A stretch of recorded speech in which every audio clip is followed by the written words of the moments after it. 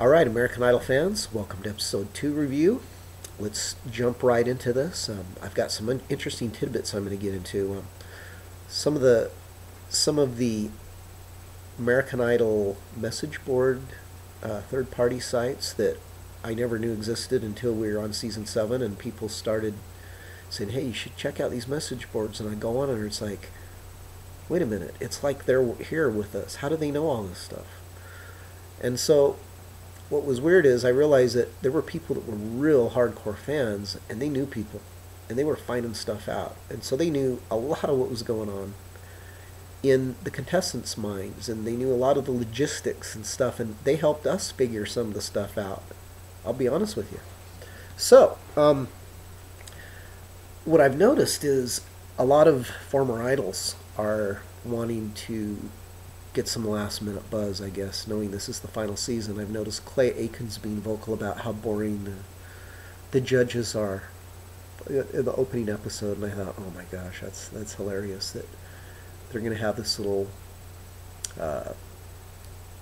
tabloid type of secondary behind the scenes issues going on. And there's also stuff, and you know what, part of it I think is just going to be fun, because a lot of those idols, here's the thing that the public doesn't realize, okay? On the surface, look at Idol. It's this wonderful family, warm, teddy bear type program. But guess what? It was the biggest program in the world. So there's always this other side of it, which is there's a lot of, what should I say, conflicts of interest. Okay, let's just call it that. And the producers of the show are really the ones that are calling the shots. Okay, I guarantee you there's stuff that we saw tonight that the judges, they were just looking at notes. The producers had already told them who they want through, and the judges just, they kind of read their notes and, okay, yeah, they want this person through, and then, okay, yeah, yes. A lot of it is like that. I'm telling you, the producers are making most of the decisions. Okay, they know who they want on the show. They're casting for the show. The judges aren't casting for the show. The judges really are just kind of going along with the producers. Okay? Now, when I say that, is that 100%? No, but it's a lot. Okay? And I can tell you this from being inside and behind the scenes. Okay, and with that being said, there are other things that happen, like song selection and clearing and things like that. And sometimes they won't let you do songs that they told you could do, or they won't let you rearrange them, which is the whole definition of this game. You know, they go back to, oh, it's just a singing competition. And they say that to you as an excuse as to why it's like, oh, just sing it. It'll be just fine. It's like, do you think we're that naive? No, this is an arranging game. No, I totally get this game. It's how much emotion can you engineer into your song? Simple as that. And the people that do the best job at that, their songs leave the biggest impact. So I get that.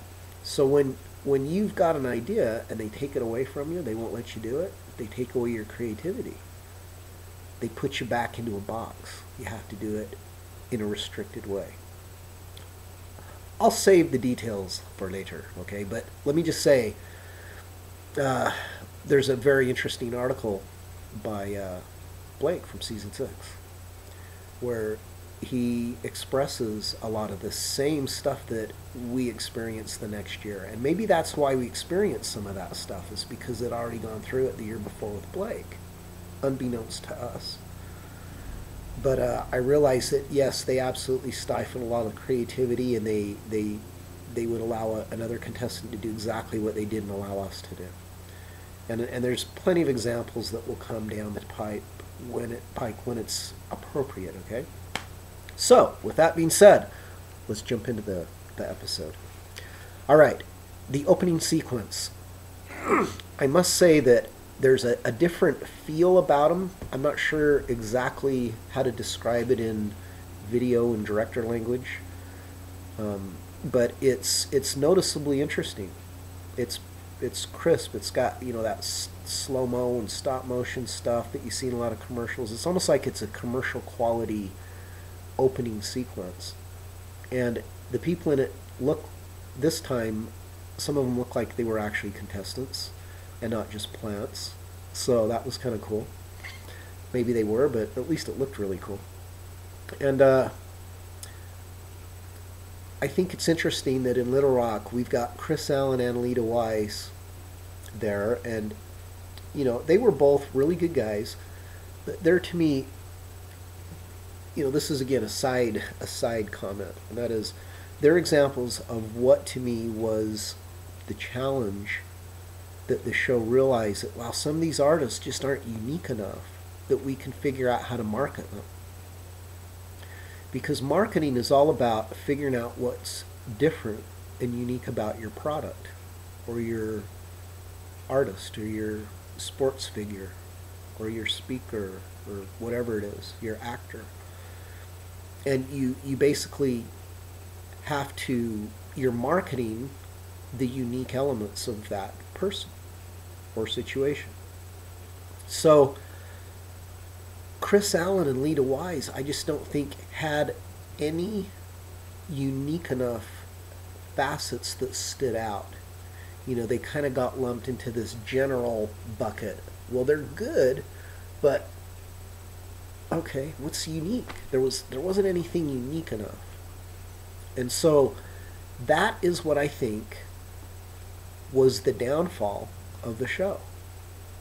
And, you know, Philip Phillips, it's interesting because it's kind of like he was an extension of a Chris Allen and a Lita Wise. But he had a more authentic feel about himself. He was a more complete package because he had a more believable rawness, and his intensity levels were just a notch or two above what Chris Allen and Lita Wise got. So it's interesting to see how well he did. But also you got to look at the song. You know, he had a great song. Okay, and a lot of that you got to give credit to having it's not the song, it's really matching the artist with the song and making it fit just right and making it obvious for everybody. And it was just really believable. Okay, so let me just say, the reason I'm getting into this detail is this is exactly what the show needs. That's what they're going for. They've got to find that person because they've got to close out this season well. You know, they're looking for someone that's marketable. So let's take that into consideration as we're going through the people tonight, okay? Let's start with contestant number 1. We've got a really cool kid. I mean, I really like this kid.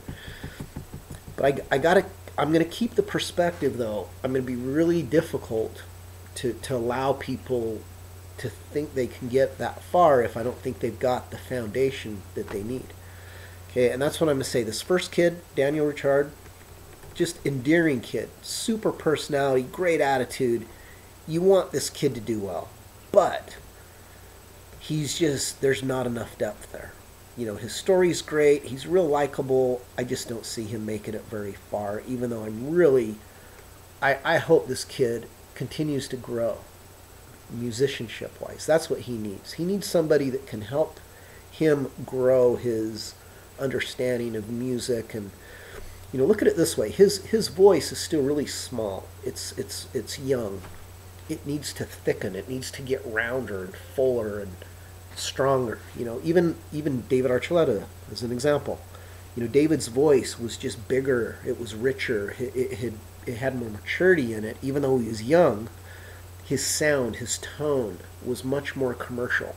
This Daniel kid, it's still kind of boxy. It's thin. It's not mature enough. He's got to grow into his talent, and his body needs to mature to fill out the sound. So he's going to get swallowed up in a high league. I'm pretty sure. Okay. Now, next thing, Daniel Farmer. Okay, he is great. I like his attitude. He reminds me kind of a guy that was on the season with David, which is Chikizi. And Chikizi was roommates with David, which means me too. So when we first went into the top 24 live shows, no, I guess it was the top 12. Maybe somewhere between the 24 and 12, we became roommates with Chikizi for a couple weeks. And during that time, I gained so much respect for him as a musician. And it was like, he was just ripping, channeling Donny Hathaway. Amazing. You know, he could do all the R&B licks, and they were very musical. He had amazing control tone. And that's kind of what this Daniel Farmer guy reminds me of. Except he's not quite as good as Chikizi, believe it or not, but he's really good. The problem, though, is all the things he's got working for him, he's got a few things that are going to just counteract all the good things he's got going for him, and that is his attitude. You know, I don't know what it is about certain stereotypes, but it's like every season there are a few people like this, you know, and it's not necessarily even a style thing. Like, you know, we'll see a rocker, we'll see a pop guy or girl, we'll see country. It's an attitude of, I know that I got what it takes. And I got the charisma, I got the sex appeal, I got the voice. And, you know, I mean, just, I guess I appreciate that kind of attitude in some situations, but it's not an attitude that middle Americana's going to vote for. So I'm just saying this guy's not going to go very far, even though he's really good and he's entertaining. I just don't see people endearing themselves to this guy. So as much as he was, you know, his attitude's hilarious, and you love to see people that are so confident, so full of themselves, but it just doesn't endear people to you. You know, you gotta learn to be a little bit more humble and vulnerable, and it's okay to say, hey, you know, I'm working really hard at this. I think I'm getting close. But say, yeah, I'm there, man. I'm the best. Well, you know, sometimes that's good, but sometimes it just, like I say, you're on a game show. You're on American Idol. Think of who the audience is. You know, you want to cater, you want to do what you do, but realize catering to 10% of the audience isn't going to help you continue on the show. You know, you've got to figure out how to reach a broader audience, and you might have to adapt and change what you're doing. Okay, so this is my little insider feedback or advice to any other contestants that are trying to figure out how to stay on the show. Okay, now let's move on to Dalton Rapatoni. Okay, now again, he's got a really interesting vibe, really interesting look. You know, I can see his appeal. He brings in Phantom of the Opera song, does a cool take on it. I honestly felt the judges gave him way more credit than he deserved. You know, I think it's like, oh my gosh, this is such an interesting approach that's all that matters is the approach.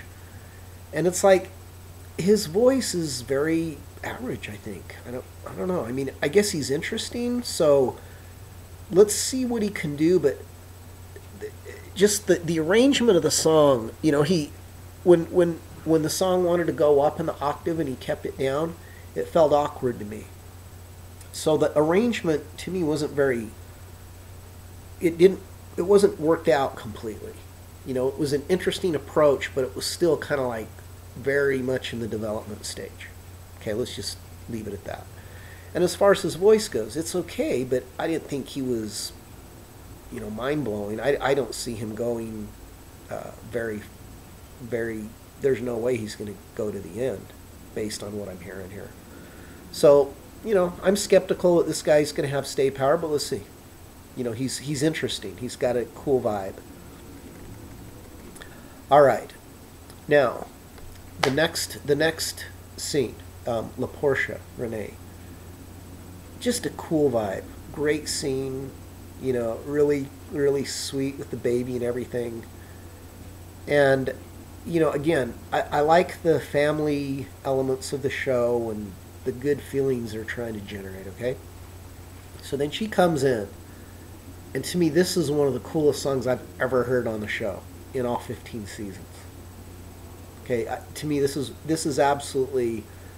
I mean, she's kind of like Kim Burrell meets. God, I don't know. I mean, she's like a heavyweight, serious, and I don't mean that to be rude, literally. I mean like her level of musicianship is off the charts. You know, Karen Clark shared. You know, I mean, she's got to be someone that's been in the gospel world. I'm thinking because she's just too good. You know, her polish, those licks were just fantastic, and her execution. You know, it's a matter of when we talk about you want to be able to get all the way there. That's the very definition. You know, you want to see soulfulness. You want to see what it's like to get all the way underneath the moment and just pour it out. Boy, when she pushes out stuff, it's just raw and it's so complete and full. And boy, it's just awesome. So, you know, I'm really interested in hearing what she does next. I would love for her to continue. Again, people like her don't seem to go very far for some reason. You know, she's kind of like a Candace Glover. You know, that's not what the show's looking for. Sorry. But, you know, Candace just wasn't marketable enough, even though she was phenomenal.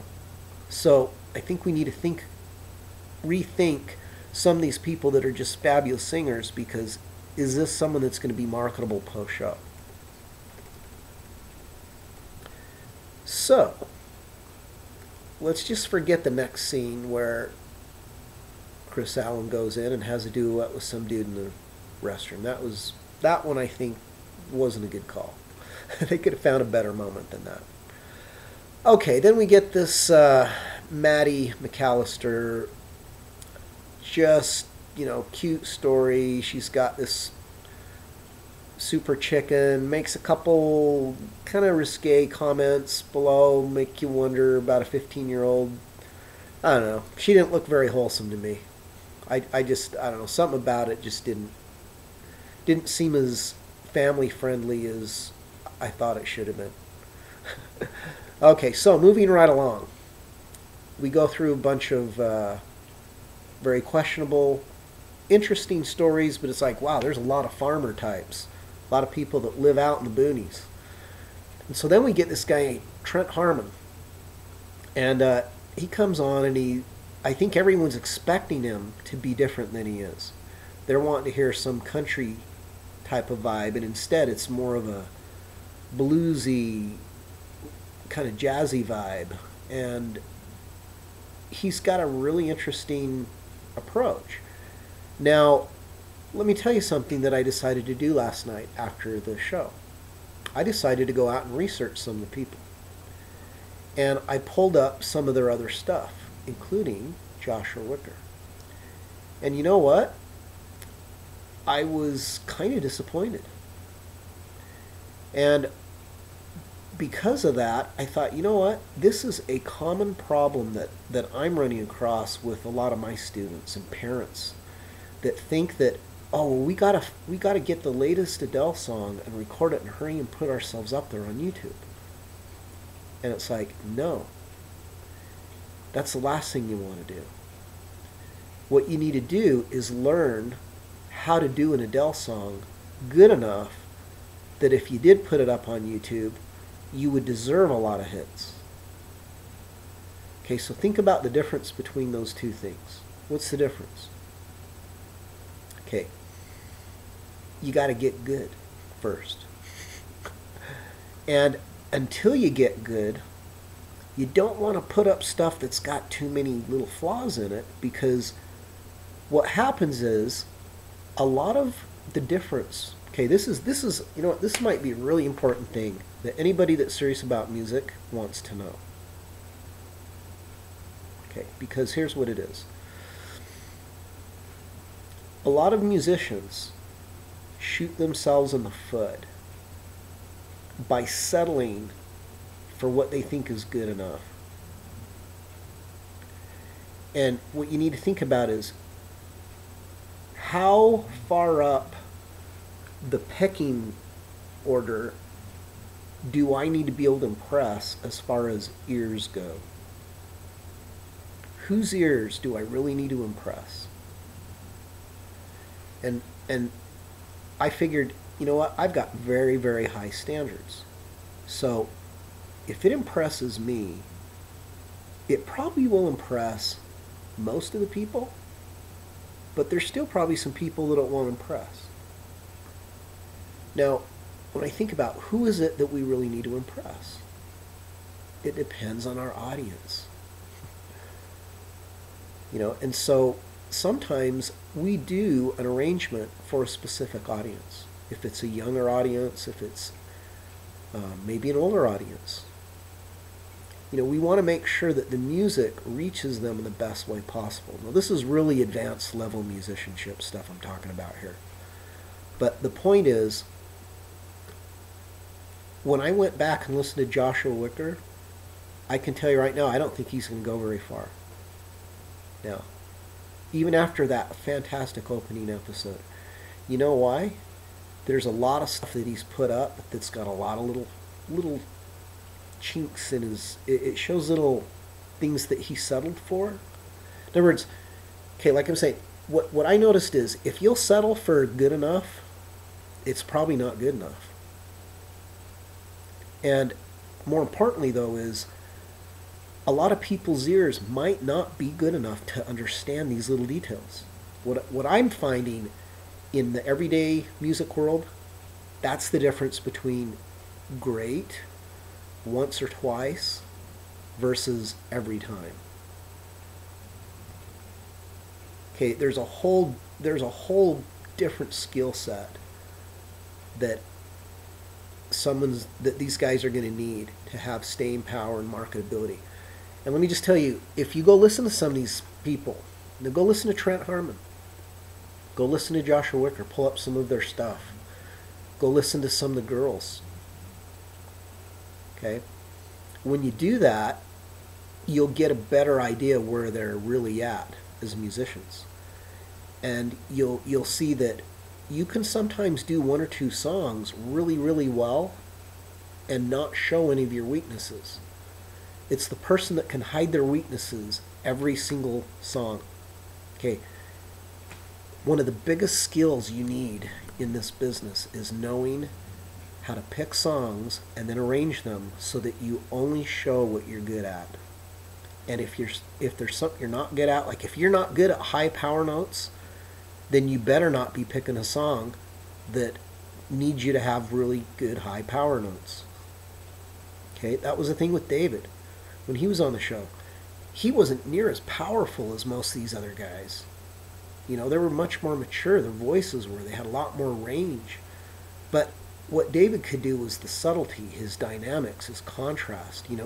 He had a whole different skill set that he'd developed from the time he was young because of the kind of music we had him learn and listen to. And he learned to pick up the little details. And he had someone, fortunately, that could help him understand this stuff. That's the thing that I realized isn't really replicable.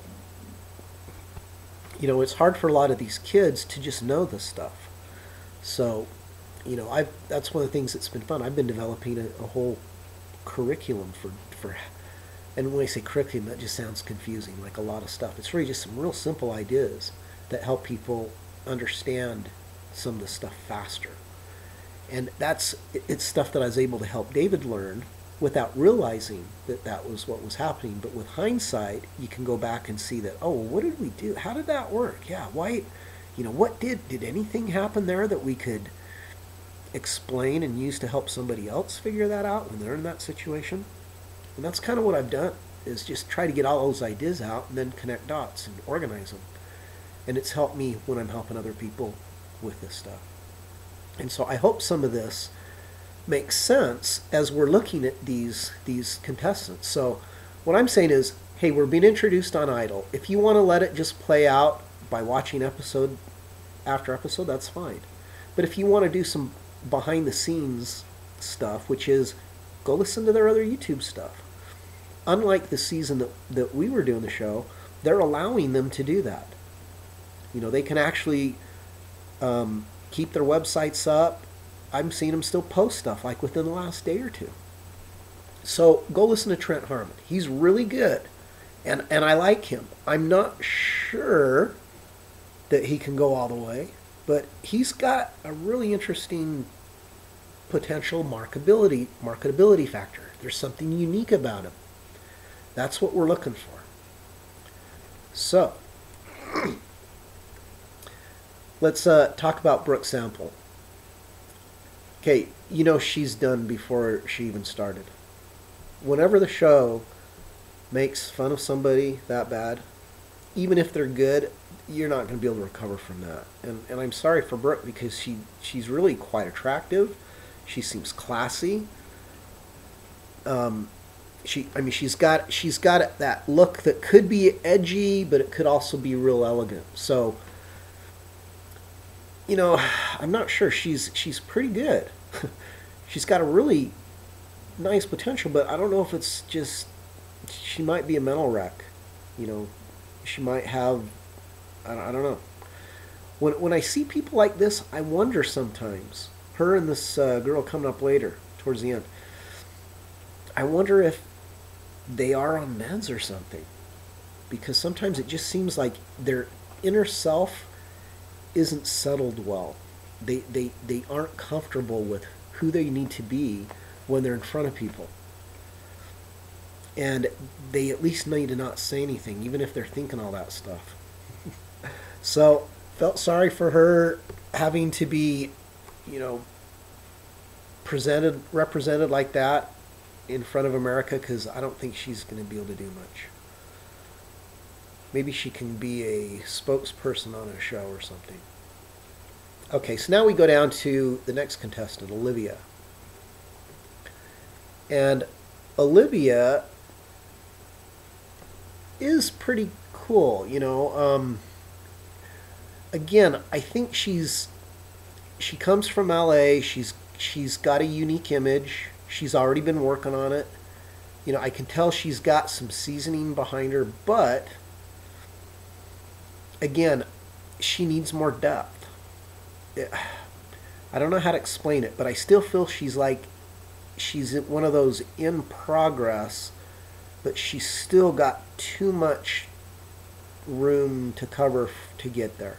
So I'm not sure she's got a lot of things going for her, though. You know, as far as her vibe, her image, she seems to have a good attitude. She multi-instrumentalist. You know, let's just put it this way. Let's put her as a potential positive question mark, because we need to see more of her. I haven't gone and researched her yet, but I plan on doing that later. I'll give you some more input on her later. Okay, so from Olivia, we see a few other, you know, pretty young ladies. It seems like there's a whole bunch of young ladies coming this season. Having said that, are they setting us up for something? Could this be a female intensive final group? Let's see. The next person, Melanie Tierce. Let me just say, there's something about her sound that was really cool, very unique. Like, I could see the ability to market her. Now, she's someone I did go look up. She's already got a version of this up on YouTube that she just did a couple days ago. It's not as good as the one she just did on the show. It's kind of strange. Okay, this is another big red flag. Oh my gosh, contestants, don't shoot yourselves in the feet. You need to take off all the mediocre stuff that's up on your websites. If it's not as good as what people just saw on Idol in your audition, then you need to get it down. And the problem I'm seeing is I think a lot of people don't realize when something's good enough and when it's not good enough. So this is like you need an expert set of ears to help you with that. Okay, you need to find somebody that knows what those differences are. And again, this is something, there's no book you're going to find. This is just experience. You know, some of the stuff that I'm talking about, you don't learn in books. You don't learn it unless you spend a lot of time going through it, and then after years and years and years, something finally clicks and you figure it out. But it's not something someone teaches you. Now, Melanie, I say, she's got a fantastic sound and vibe, and boy, it's a big, like, I love the tone quality, the sound quality where she goes to on this. But what I hear on YouTube isn't as good, so I'm not sure she's going to make it through Hollywood Week based on what I heard online. So let's see. I like her a lot. I'd like her to continue, but can she keep it up more than just this song? All right, now let's go to Miss Alaska. And yeah, again, seems like just a sweet girl, real all-American. You know, her story from Alaska was really, I thought, pretty cool. And she can sing, and she throws in some rap, so she's absolutely interesting. You know, is she going to be able to make it through Hollywood Week? I don't know what her depth is yet, but she seems, again, you know, she's probably really good at rehearsing and preparing stuff. How good is she at learning stuff on the fly? Like I say, one thing that I noticed when we got to Hollywood Week, a lot of people just couldn't handle that immediate pressure. And a lot of people had weird attitudes. They weren't very conformative, what's the word? Conforming to the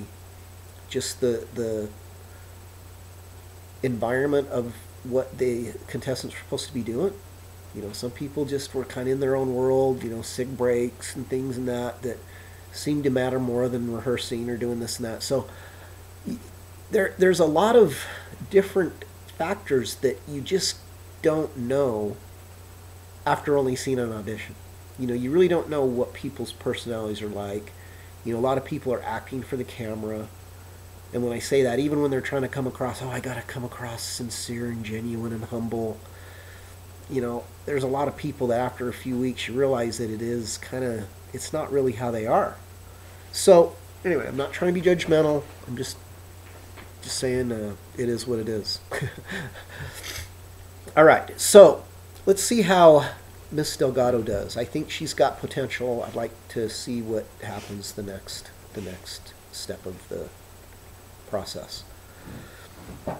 All right, now Ryan comes in. Okay, this is another thing.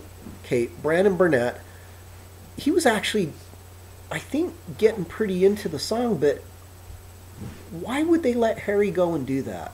That was just completely weird and uncalled for. I think, again, it was a disservice to the contestant.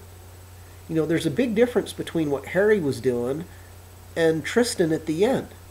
You know, I mean, yeah, if the guy's mom or dad or family member, but for Harry to go do that, that was just weird. I thought that was not a good idea. I'm glad they let Brandon through. There were some weird things about the song, the writing of it. It was good, but I went and listened to it after, and I found that there were just some compositional questions that didn't quite work for me. So I'm not sure, again, if he's got the level of musicianship that's going to make him a real good candidate post-Idol. He still seems like he's an up-and-coming talent. Still needs some work, though. He's got some little chinks with his concepts of his structure, his composition. That's just my opinion. But again, I think he could do okay. We'll have to see. I think he does need some more depth, though. Okay, now, Christy Jewell. Okay, her family, come on, what a great story. You know, they're the quintessential American Idol family. The only problem is, Christy's singing really wasn't polished enough. You know, she was definitely imitating and mimicking in chunks, and it wasn't tied together complete, and there was a lot of finesse that was missing. So again, I don't think she's going to go very far, but I loved her family, her parents. You know, you got to have compassion for American Idol fanatical parents, okay? And I'm not going to say that I was a fanatical parent, despite some public opinion. You know, but I was definitely very engaged, and it was fun when David was getting ready to go. After he'd made it through the first audition, we say, hey, we got a couple months till the next round. Well, let's do some homework. Well, guess who did the homework? wasn't David. I figured, I want to just figure out what have I missed, or what do other idol things do in other countries. So, I did my homework to try to understand just better how things would work, and so we could prepare. So, advice to any of these contestants with the little bit of time that you have left, I would have 8 or 10 songs ready to go, edited to a minute and a half. Remember this. This is really important. It could really help you guys gain some advantage in time. You'll have extra time to do stuff. If you've already got your arrangements figured out, and it's just a matter of, plugging in a song for a category, if you have songs that can be flexible, that can do 2 or 3 different categories, you want to study the previous categories, anticipate, see what they've already told you. You realize that you're limited with song choice. You can't just sing whatever most of the time. However, who knows this last season? Maybe they're going to pull out all the stops, let you sing whatever. I'd be interested to know. And if anyone finds out what the average song lists are this season, let me know. All right, moving right along.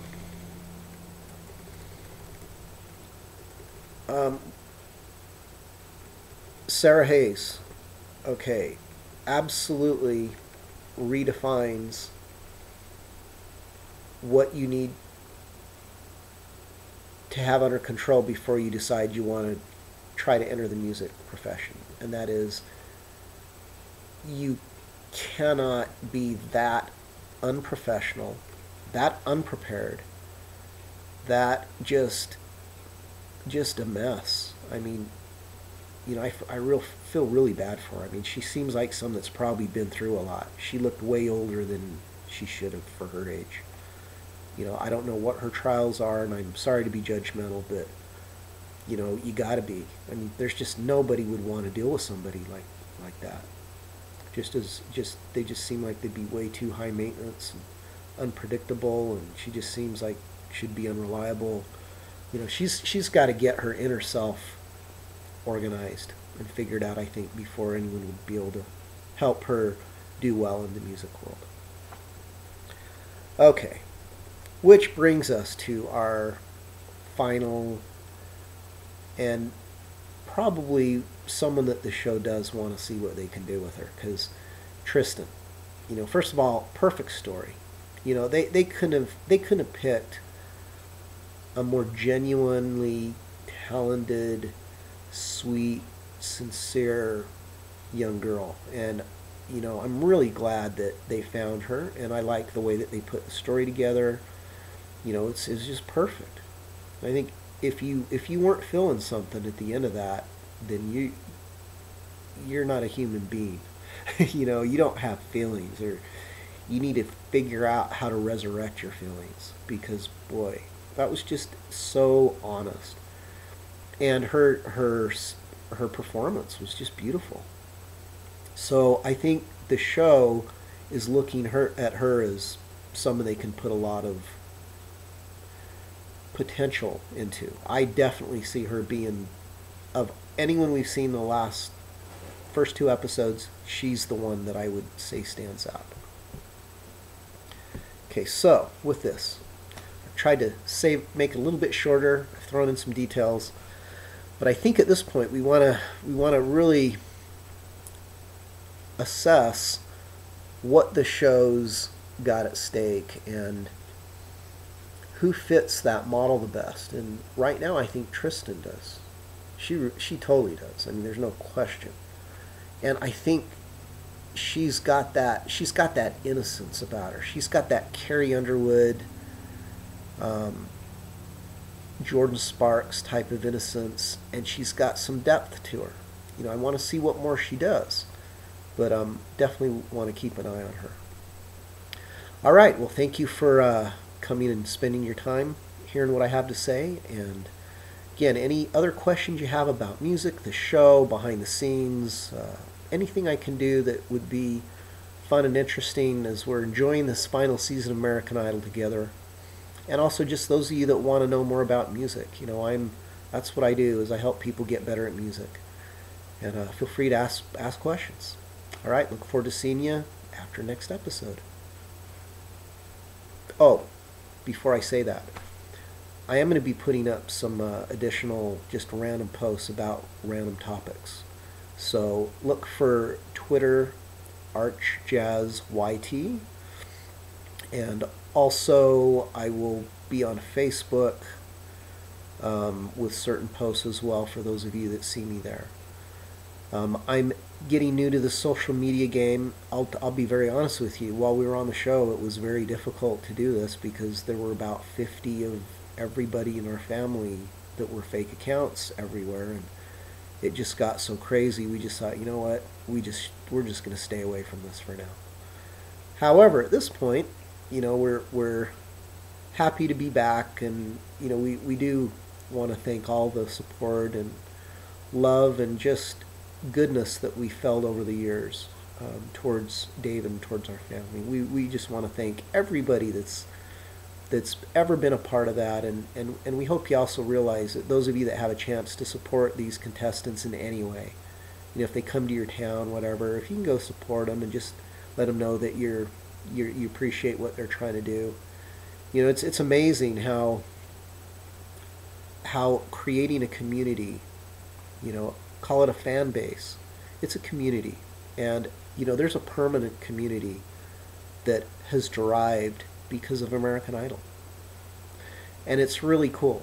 And when you get to know some of the people and the feelings that you share with these people, there's a lot of good people out there that have, like I say, they've used American Idol as a way to create a community. You know, friendships I've seen that are very deep and meaningful, and relationships, and you know, philosophies of life. You know, lots of really cool things. All right, I'm done. Talk to you soon.